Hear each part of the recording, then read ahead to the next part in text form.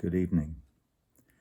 It's the 10th of March, so I'm running this a bit fine because I believe you'll be watching this on the 13th. Okay, I just want to thank the Mahmoud Darwish Foundation for this award. Get that out of the way. I wish I could say I was a huge fan of Darwish. I love what I know, but I don't know enough of his work. Okay. Now, it's well known, I hope, and I hope by most of you, I hope you know that I used a translation of one of his great poems, Wait for Her, as the basis of a song that I sort of pretended to write a few years ago. I love the song. I hope that you will find time to play a little bit of a video of me singing that song. I used the whole thing except for his last words. It's about waiting for a lady. What does he say? He says that there is no one alive but the two of us. I can't even read my own writing. But it doesn't matter. So take her gently to the death you so desire. I believe that my late friend, and he is a friend of mine because he lives here in my heart, Mahmoud Darwish, was talking about orgasm when he wrote those words. So what else do I have to say?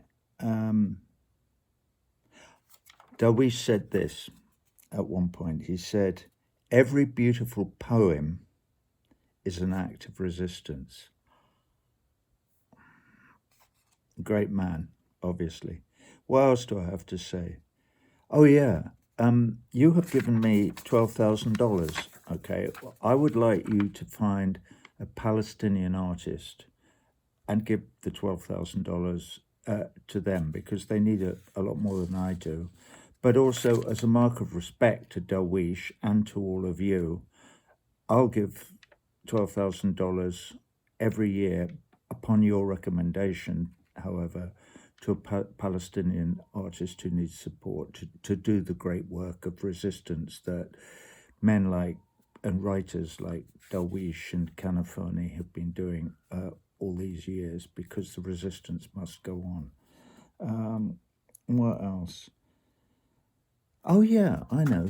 And this is the last thing I'm going to go to, because I know time is of an essence in all of this, but it made me think of a poem that I wrote, and this may sound like an incredible conceit, in the presence, albeit the late presence, of a great, great poet like Mahmoud Darwish. But this is a little poem that I wrote. It's never been published, but I wrote it a number of years ago, after a row with a lady, I have to say. And it's called The Arms of Bohemia. And I'm going to read it to you now. Okay, ready? Here it goes.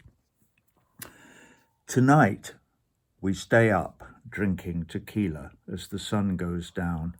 It drags the bourgeois in us, whinging and whimpering into the dull evening beyond Manhattan. Here, in the dark, belly on fire, cheeks warmed by tears of rebellion, we talk ourselves slowly back to life.